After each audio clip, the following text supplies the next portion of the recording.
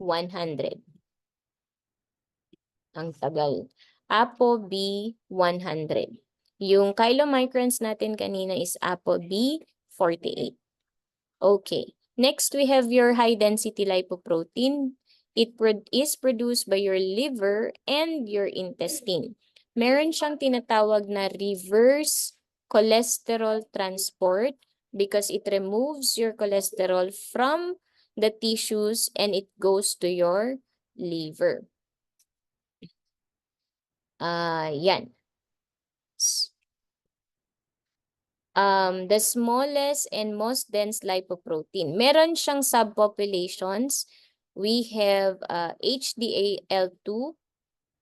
We have discoidal and we have spherical HDL. HDL2 is the most protective.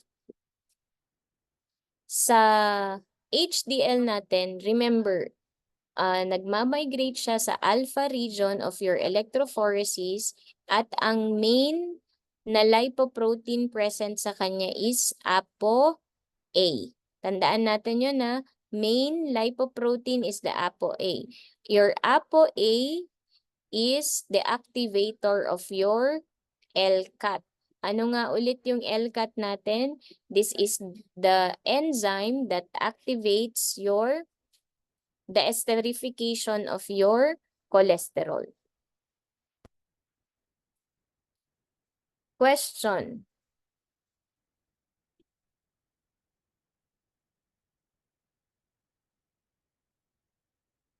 De la Peña, Rosanne.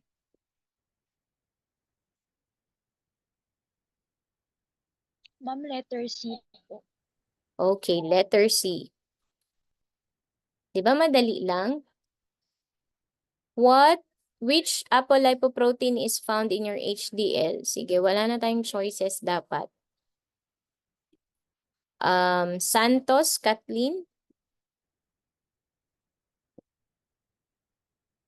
Nawala na si Santos. Sige, Valdez. Ashton. Ma'am, it's your ApoA1 po. Okay.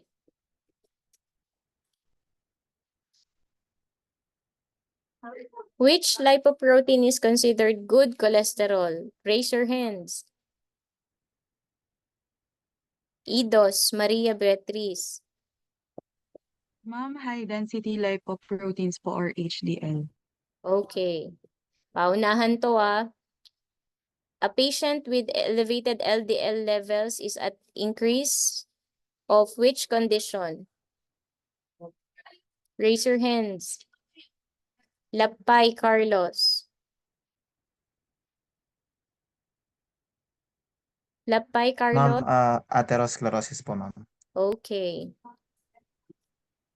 Ano po, ma'am? Okay. Which lipoprotein next?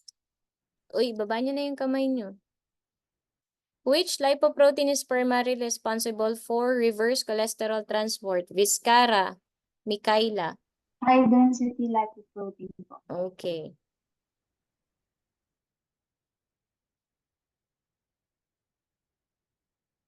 Next, which lipoprotein is primarily involved in the delivery of triglycerides to the adipose tissue and muscle? Raise your hands. Ventura, Kayan. Diba, sabi nga natin, Ma'am, kilomicrons po. Very good. sinabi kasi natin ethical principles. These are Okay. principles that we are to abide and we are to be guided. Now we will proceed with your apolipoproteins. These are the protein portion of your lipoproteins. It helps maintain the structural integrity of your lipoproteins. It also serves as a ligand or receptors for cell receptors, activators and inhibitors of various enzymes involved in lipid metabolism. Or moral values that determines of course what is right and what is wrong. Okay, let's look at ApoA1. This is the major lipoprotein for your HDL. It activates your LCAT. LCAT is used for esterification of cholesterol. Ano ang purpose ni ApoA1? It is an index of the amount of anti-atherogenic HDL present in plasma. So kapag mababa siya, increase ang risk natin for atherosclerosis. Pero kapag mataas siya, yung risk natin for atherosclerosis ay bababa. Next, we have ApoB. Meron tayong dalawang ApoB. We have ApoB48 and ApoB100. These are the major proteins found in your LDL, VLDL, and your chylomicrons. Alam na natin to. Elevated levels facilitates LDL receptor binding for cholesterol deliveries to the tissues. Elevated levels are linked to atherosclerosis. Increase ApoB100 is risk for atherosclerosis. Exclusively found in chylomicrons, yung ApoB48 natin. Deficiency leads to malabsorption disorders. So, wag nating i-memorize natin at i-analyze natin siyang mabuti, ha?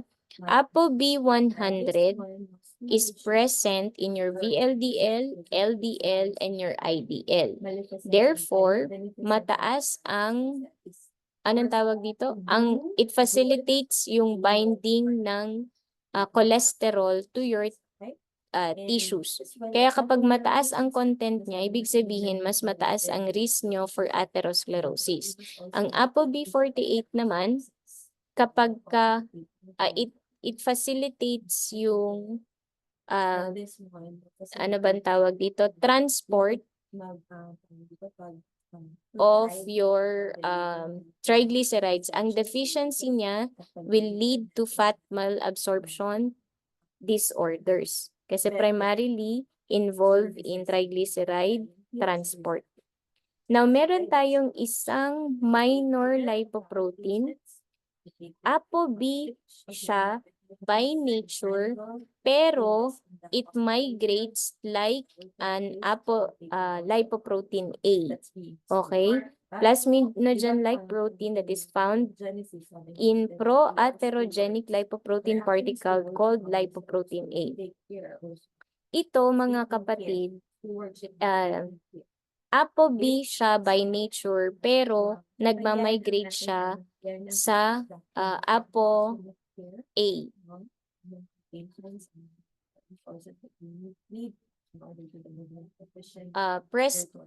We will discuss this further mamaya. We will discuss this further kapag napunta tayo sa abnormal lipoproteins. Next, we have ApoE. This serves as a ligand for the LDL receptor and chylomicron receptor. Again, LDL receptor and chylomicron receptor. So in other words, cholesterol and triglycerides, yun yung ano ba to? Yun yung function niya. Tinatransport niya yung dalawa. Helps in the clearance of chylomicron remnants and very low density lipoprotein from the bloodstream.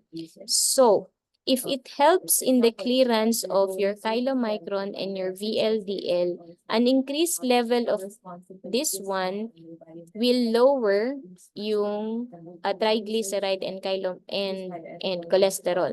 But if found decrease, tataas yung trigly and cholesterol natin. ApoE2 increases the risk of developing type 3 hyperlipoproteinemia or this beta lipoproteinemia, and ApoE4 is associated with Alzheimer's disease. ApoC naman activates your lipoprotein lipase. So kapag decrease ang levels niya, tataas ang trigly level natin. Kasi hydrolysis of triglycerides ang pinag-uusapan natin. So kapag hindi siya present or deficient siya, nag-accumulate ang triglycerides in the bloodstream. Hindi siya na-degrade or naka-hydrolyze. So, ma'am, i-memorize po ba namin ito?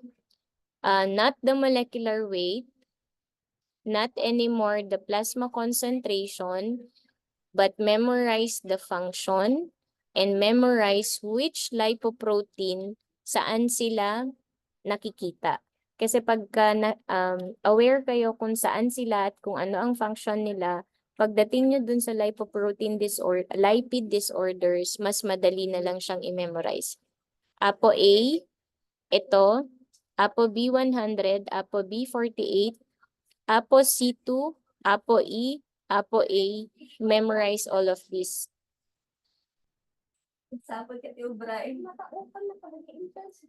Review questions. What is the main lipoprotein in your LDL? Raise your hands. We talk about the passion of your GP.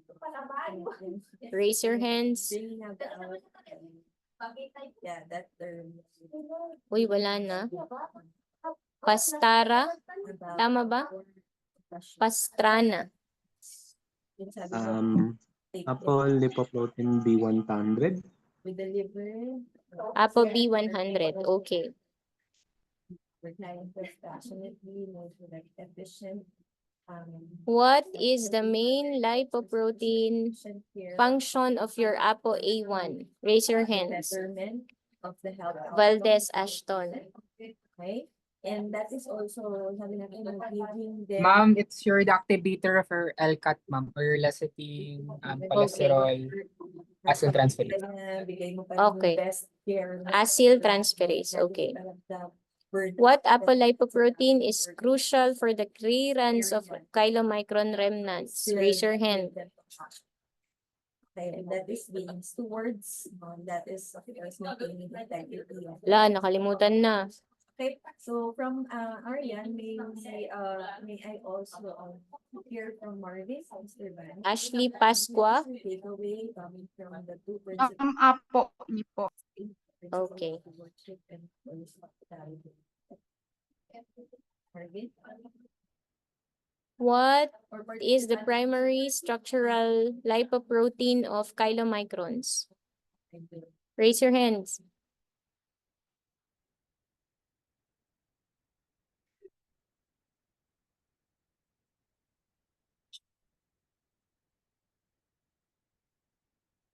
Pare-parehong tao.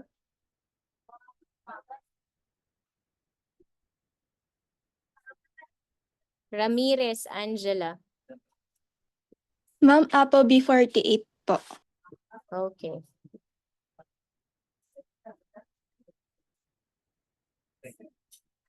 Okay. Now we go to your abnormal lipoproteins. Anong oras na? Maaga pa ba? Uy, sabihan niyo ako pag 10 o'clock na ha. Okay, 9 o'clock pa lang. Let's go to your abnormal lipoproteins. So, lipoprotein A, or yung tinatawag nating sinking pre-beta lipoprotein. Bakit siya sinking pre-beta lipoprotein? Kasi, meron siyang, it's supposed, ano ito? LPA is similar to LDL. LDL, where is the LDL migrates in the beta region, tama ba? However, nagmamigrate siya sa pre-beta region. Pero in terms of density, magkapareho sila ng LDL. Aware tayo that LDL has more cholesterol compared to your was your pre-beta to your VLDL. Okay? So and overall composition can be thought of as LDL particle to which apolipoproteins A has been added linked to ApoB100 via sulfide bond. Okay, kaya siya pre-beta lipoprotein kasi meron siyang ApoA na naka-attach sa ApoB100 ninyo. So kapag nakita natin tong increase sa bloodstream natin, since same siya ng density ng ng LDL ninyo, increase risk of atherosclerosis. Okay? Ayan, so nabanggit na natin to. Electrophoretic mobility is pre-beta, kaya siya tinawag na sinking beta lipoprotein. And then we have lipoprotein X. We have lipoprotein A, now we have lipoprotein X. Lipid accounts for more than 90% of its weight, mostly phospholipids, unesterified cholesterol, and very little esterified cholesterol. Proteins primarily is ApoC and smaller amounts of albumin.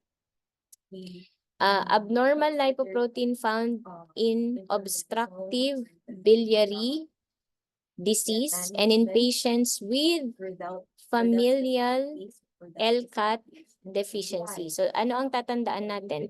Lipoprotein X is a marker for obstructive biliary disease and in patients with familial lecithin cholesterol acyltransferase deficiency.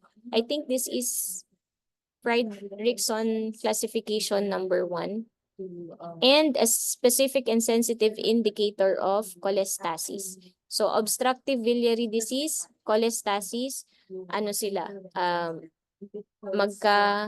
They go along.